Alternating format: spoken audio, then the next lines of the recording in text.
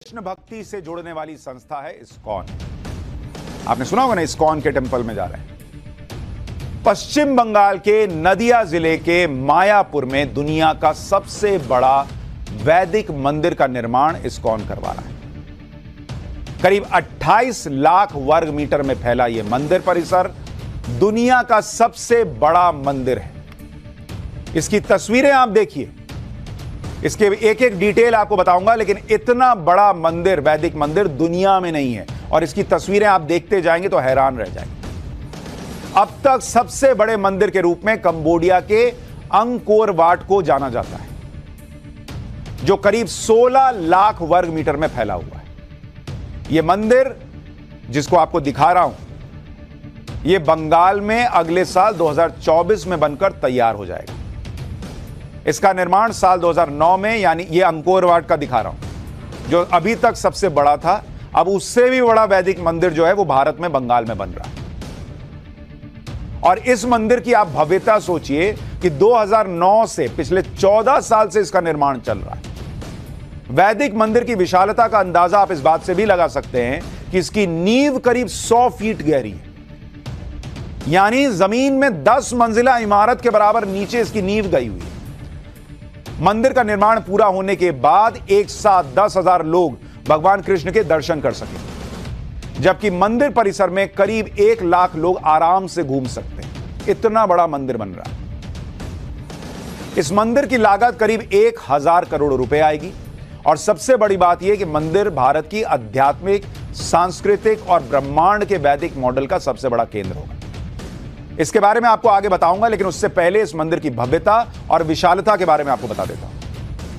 इसके लिए इस मंदिर की तुलना दुनिया के दूसरे पवित्र स्थान और ऐतिहासिक इमारतों से एक बार करके आपको बताता हूं, जिससे आपको पता चलेगा कि कितना बड़ा यह मंदिर है।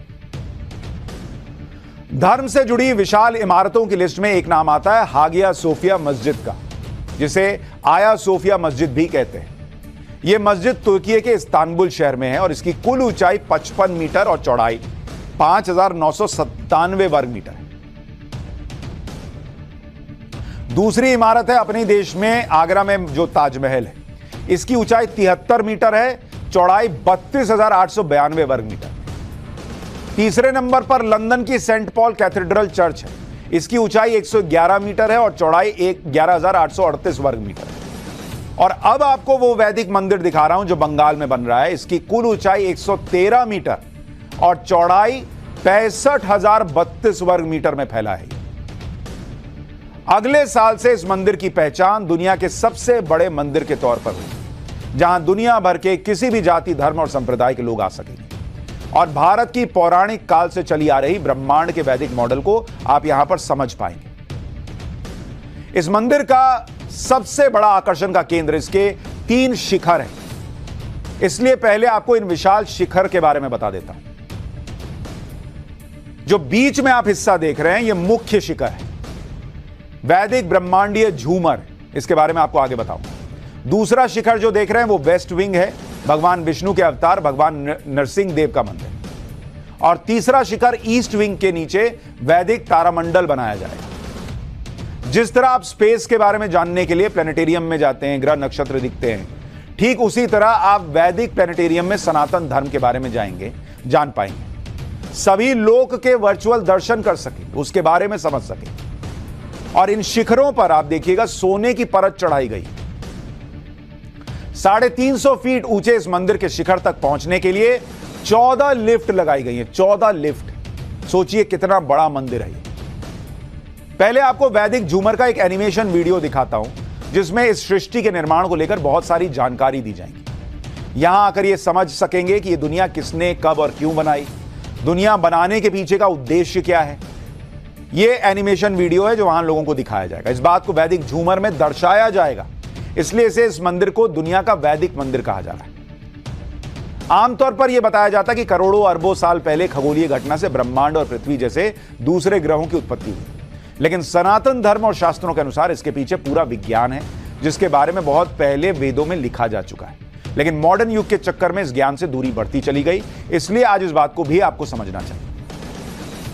ऋग्वेद में एक श्लोक है, सप्त दिशो नाना सूर्या देवा आदित्या ये सप्त। यानी इसमें कहा गया है कि सप्त दिशो नाना सूर्या, यानी सूर्य अनेक है। यहां सप्त दिशो का मतलब है 7 सौर मंडल।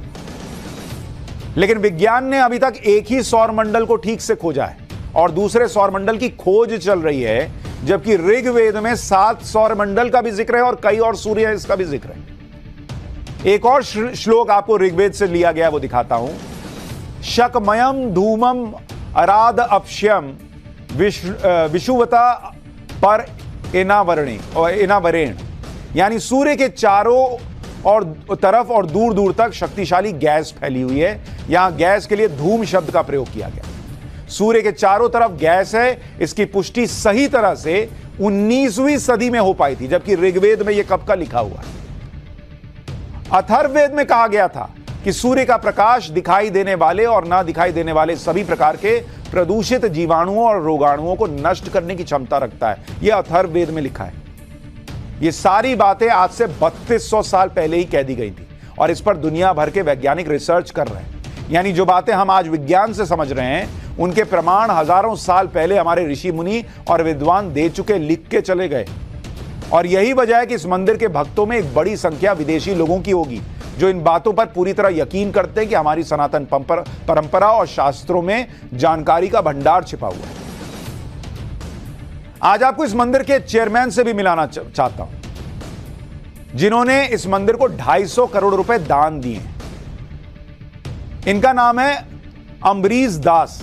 यह नाम इन्होंने इस्कॉन से जुड़ने के बाद रखा। इनका पुराना नाम क्या है पता है? Alfred Ford.